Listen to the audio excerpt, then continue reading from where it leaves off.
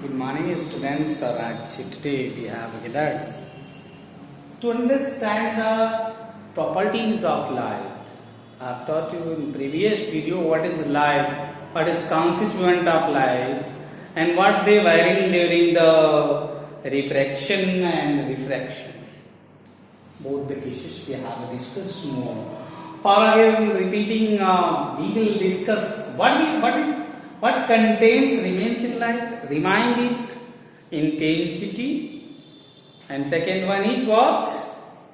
Remind it intensity, wavelength, frequency, phase. There are so many things which remains in light, and velocity is the most important, which I have developed, not developed, measured by the Romer. So remember it. And in the case of the refraction of light, we have discussed some phenomena, some terminology associated to the light, and that was the luminous, erected, inverted. And there are so many terminology which you have discussed. We have discussed in previous videos. Now we will discuss the property from class 12 starting from here. So remind it. This sometimes comes in exam. And what are the what is the contents in the refraction? So the refraction of light. I have used. I told you when light incident on a surface. Suppose that light is this one incident on this surface. Okay. Children, when light incident normally, remember that incident normally, it come again back to that direction. Either it penetrate this surface and go straight. So remember the law, which is just the ray which comes and fall on the surface again becomes back normally with making 0 degree with incident angle or 180 degree incident angle.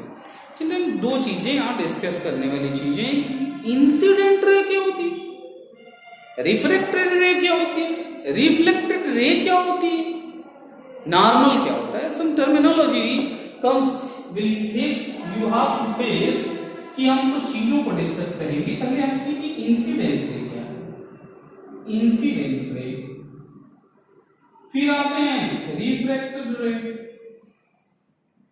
Refracted रे, reflected रे,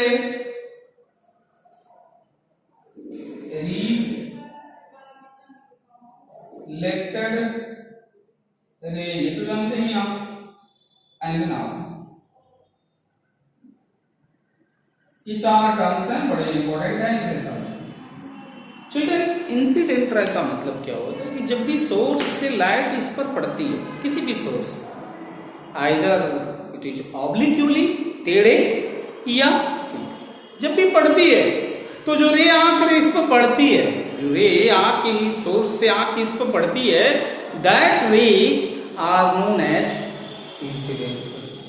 आपने पढ़ा होगा भैया in class 10, you have read this things in class 10, incident angle and angle of depression. तो incidence angle means arising something which is going from one place to other. कोई भी source से डायरेक्ट इस पर आई तो दैट इज इंसिडेंट, और टकरा के इस सरफेस से दूर चली गई, पार नहीं किया, टकरा के इस सरफेस से दूर चली गई, चाहे कहीं भी समवेयर में हैज बीन गॉन, कहीं भी, तो इस सरफेस से वापस फिर से चले जाना रिफ्रैक्टेड रे कहलाता है. रिफ्लेक्टेड रे याद रखना, REFLECT, रिफ्रैक्टेड माने वापस, return, you will say return रे, रिटर्न रे. अब हम डिस्कस करेंगे रिफ्रैक्टेड रे. रिफ्रैक्टेड, व्हाट इज रिफ्रैक्टेड रे? When ray of light incident on, when ray of light incident here and entered in this cross this medium, cross this surface, penetrate this surface and come out from this surface. So remember, if the ray of light, which is called group of light, I have taught you beam of light, meaning bunch of light, incident here and they transmit it. This surface is not able to reflect or absorb, then what will it do? Penetrate, leave it to reflect, and again when it transmit from this surface, so remember, if the direction will be changed. अब कहेंगे कि sir ऐसा क्यों, क्या हो गया इसके साथ, what happens with it, कि सरफेस पे पड़ने के बाद ये डायरेक्शन बदल गई, it has changes its direction, what is happening with the ray of light, सोचने वाली बात है. हुआ क्या, basically what happened when light ray incident from direct हवा से है, इस surface and surface is something denser than the air. The molecules of air are very much away to each other, but the molecules of this surface are very dense. तो during, अब हम कहेंगे कि I have given you example कि when you will run in field, so similarly light run in air. When you run so fast in mandi, you can say bazaar, Meena Bazaar. So are you able to run? No, not possible, because you will face so many problems. Many obstacles will come in front of you as athlete face. So what happened, the speed of light, just because of that obstacle, the speed of light children will be decreased. अब जब speed of light decreased, then what will happen? They will leave that direction. They will leave that direction in which they have incident. जिस direction से आ रहे थे वो रास्ता गड़बड़ा जाए, आपका भी गड़बड़ा है, सबका. ये नेचर के same things is happening with ray of light. तो चिल्ड्रन रिमेंबर दैट कि when light incident from one surface and go into another medium, its speed decreases.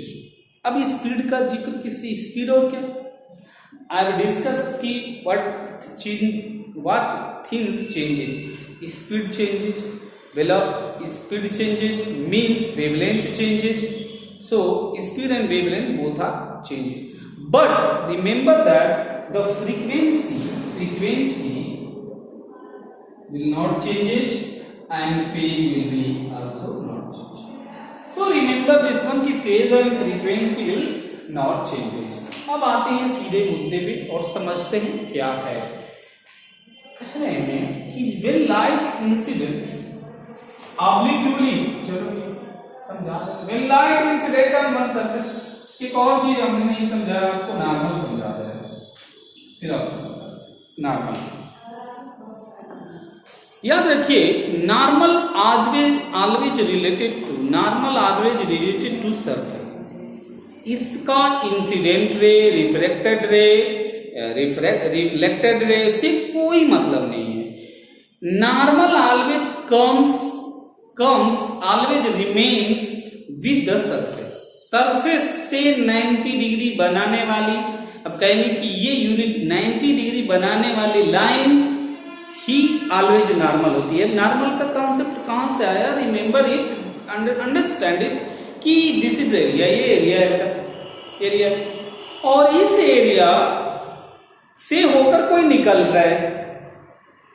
जब निकलेगा तो ये एक ऐसा लाइन, तो नॉर्मल का मतलब इस पूरे को, एरिया को के परपेंडिकुलर एक ऐसी लाइन एग्जिस्ट करेगी कि उसी के, जैसे मान लीजिए नॉर्मल है तो यहाँ लाइनें निकल रही है बेटा, लाइनें निकल रही हैं, तो सब उसी को फोकस टाइप मान के निकलती है, और इसी वेक्टर को हम यूनिट वेक्टर कहते हैं, और इसे हम एरियल वेक्टर भी बोलते हैं.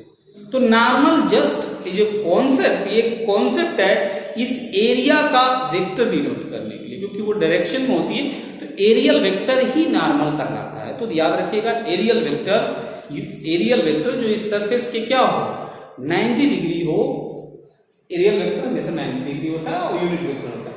अब याद रखेंगे वही यहाँ नॉर्मल की तरफ बिहेव किया जाता है। तो नॉर्मल का अगर कोई पूछे कि क्या is normal is related to incident ray, reflected ray, no, nothing else.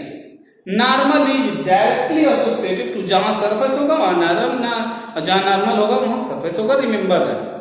Means ये चीज अब डिस्टर्ब कंफ्यूजन में बहुत सारे बच्चे रहते हैं कि sir is normal is related to incident और मार के चले आते हैं दे ट्रिकॉन की normal incident reflect. No, normal is only related to surface.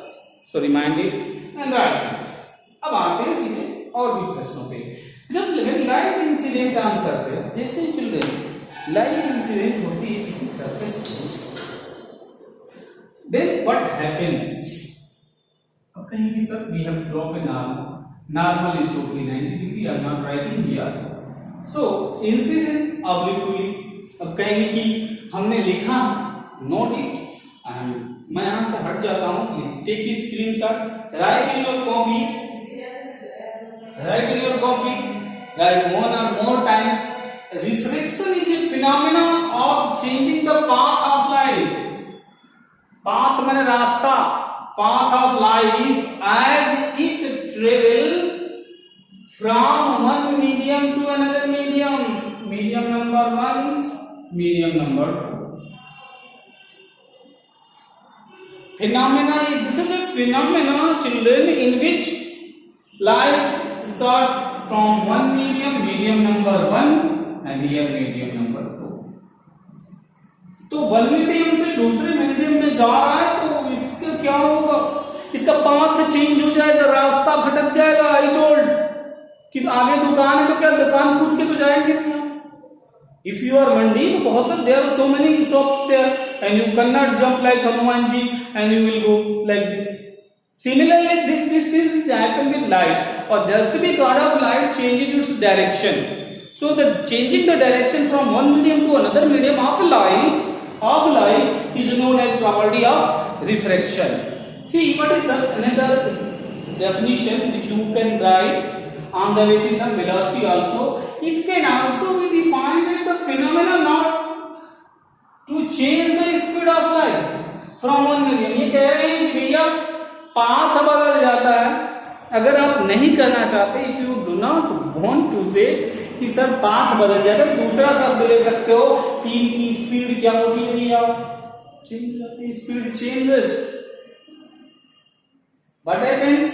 Speed में भी चेंजेस और पाथ में भी। Both the definition are same. Don't think कि these are two different things because path is directly associated to speed. Speed slow होगी path बदल जाएगा, speed ज्यादा होगी पाथ।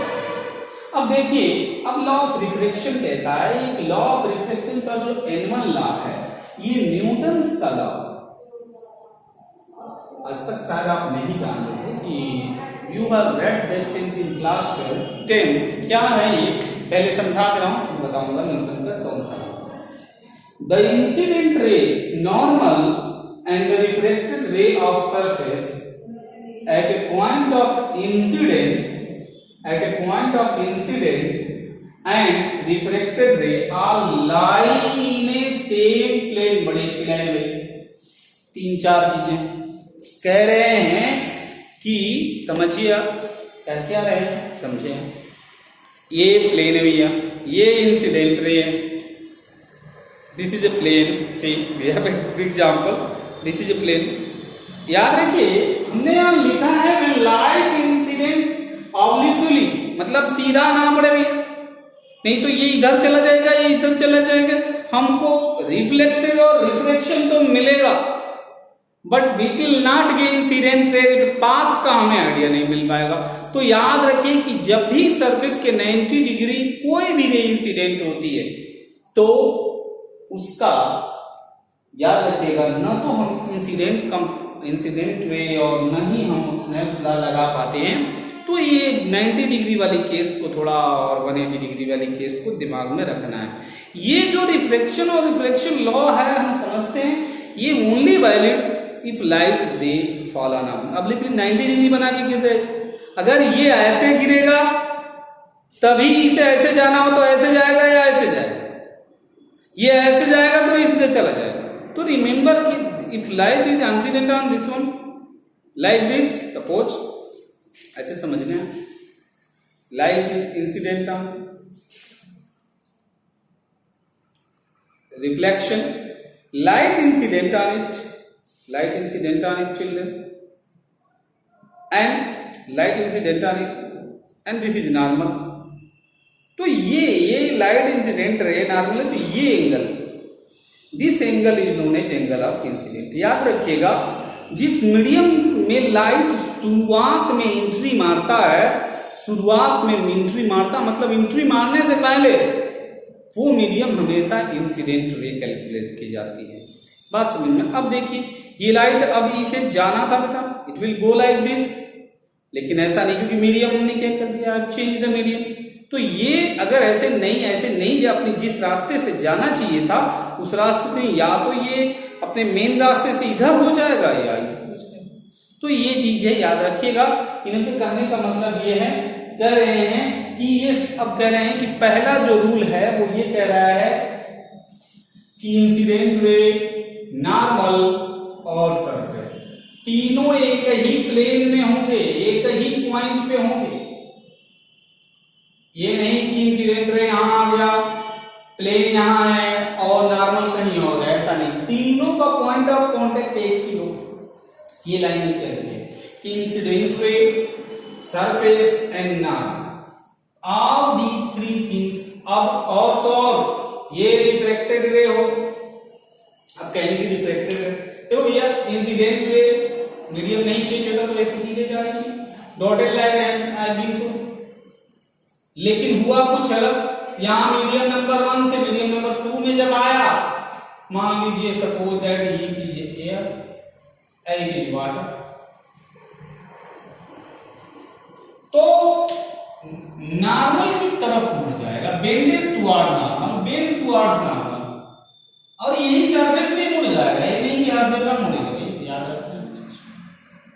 यहां सरफेस पे जो ही सरफेस, मतलब सरफेस प्ले इंपॉर्टेंट हो, सरफेस जैसे ही क्रॉस किया सरफेस ही पकड़ के क्या कर दे, मोड़ दिया। जितना डेंसर, मतलब ये है कि ये जो मोड़ने की कला है लाइट की, वो सरफेस क्रॉस होते वही पकड़ के क्या कर देता है, मोड़ देता है। जैसे आप मोटरसाइकिल से जा, that you are going, suppose that you are going by motorcycle, कोई पकड़ के आपको एकदम मोड़ दे, सिमिलर थिंग्स इज हैपनिंग है, पकड़ के मोड़ देता है। जब रेयर से क्या होता है, डेंसर हो जाता है। अब इसे हम इंसिडेंट रे बोलते हैं, वो इसे हम बोलते हैं बेटा रिफ्रैक्टेड रे, आर से रिप्रेजेंट करते हैं।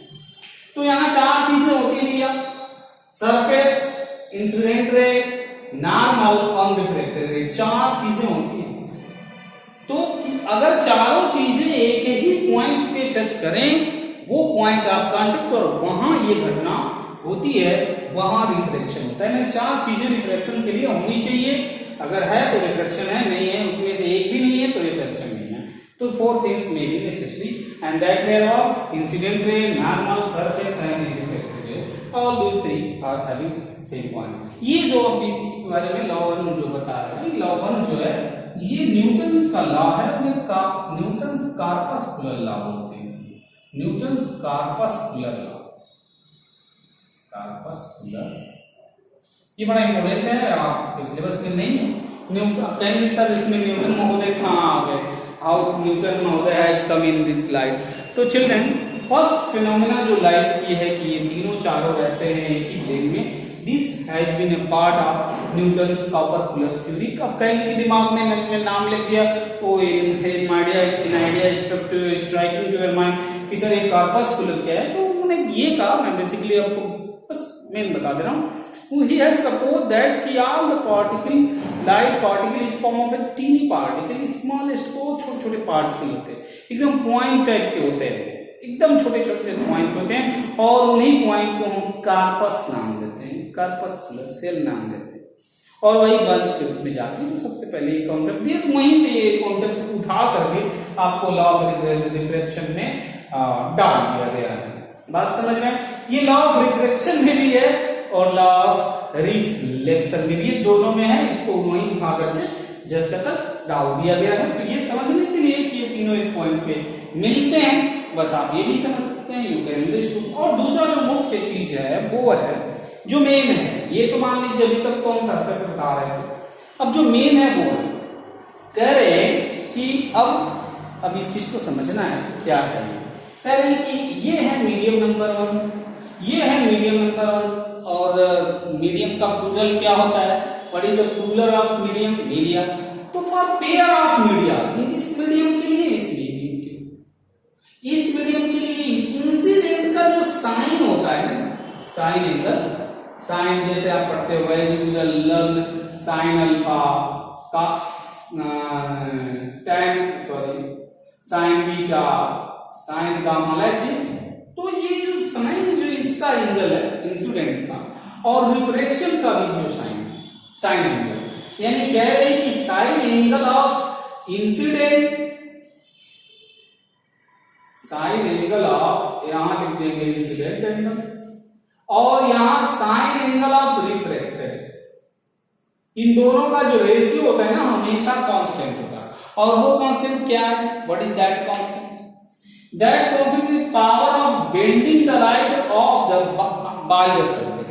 वही पावर, वही क्षमता, दैट क्षमता children, that power of the surface which bending the light, which turn the light, which mould the light, which mould the path of light children, that power is known as mu. और ये जो mu होता है वो हमेशा क्या होता है बेटा, कांस्टेंट होता है। आइए इस लाइन को हम समझ लेते हैं क्योंकि लाइन जरूरी है। For a given a pair of media, यहां बोल सकते हैं 2 मीडिया लिख सकते हो आप समझने के लिए, जैसे पेयर लिख दिए तो 2 लिखने की जरूरत है। चलिए पेयर ऑफ मीडिया बुक में आपको 2 मिलेगा, and the light of a given wavelength, ratio of their sine angle of incident and the sine angle of, कह रहे हैं कि जो पढ़ रही है शुरुआत में वो और जो निकल रही है वो, मतलब ये प्रैक्टिकली समझ लें आप। तो देखिए अगर ये सरफेस है, अगर ये सरफेस है, ये लाइट इंसिडेंट हो रही है, समझ रहे हो, ये बेटा अगर इंसिडेंट हो रही है एंड दिस इज नॉर्मल, ऐसे समझ ले आप, बेहतर होगा ऐसे समझ ले या ऐसे समझो, ये इंसिडेंट, ये नॉर्मल है, समझा नहीं पा रहा पढ़ने में दिक्कत। सी ऐसे लाइट इंसिडेंट हो रही है बेटा, देखो लाइट इंसिडेंट हो रही है, ठीक, और ये इमेजिन करिए आपका नॉर्मल है, लाइट इंसिडेंट हो रही है। अब ये ऐसे जा रही है, तो जो लाइट, ये नॉर्मल है आपका, तो ये एंगल जो है, this angle is angle of, इसका साइन एंगल, ये नहीं कि आप इसका साइन एंगल लें, कभी कभी एग्जाम में पूछ दिया जाता है, तो angle between normal and sign angle, इसका ये एंगल लेना है। अब ये तो आपका नॉर्मल है, ये रिफ्लेक्टेड रे ले लीजिए, ये आपका है और ये आपका रिफ्लेक्टेड है बेटा। तो रिफ्लेक्टेड रे भी का जो एंगल भी लेना है ना, वो that angle must be from normal also, ये नहीं कि आप इससे ले लें या इससे ले लें, नहीं, ऐसा कुछ नहीं। रिमेंबर कि the angle which you measure either it is incident और इट्स रिफ्रैक्शन और reflection, that always measured from only the normal से ही लेना है आपको, सरफेस से नहीं लेना है। तो इस चीज को याद रखना है कि angle between normal and incident ray and angle between normal and refracted ray having ratio are same, और वही इस मीडियम यानी कह सकते हैं रिफ्लेक्टिव इस मटेरियल का रिफ्लेक्टिव इंडेक्स है, कह सकते हैं उसका पावर, उसकी क्षमता, उसकी capacity, all these things is mu. So remember कि mu is equal to sin I upon sin R. Thank you children, and we will see again in next video. Bye.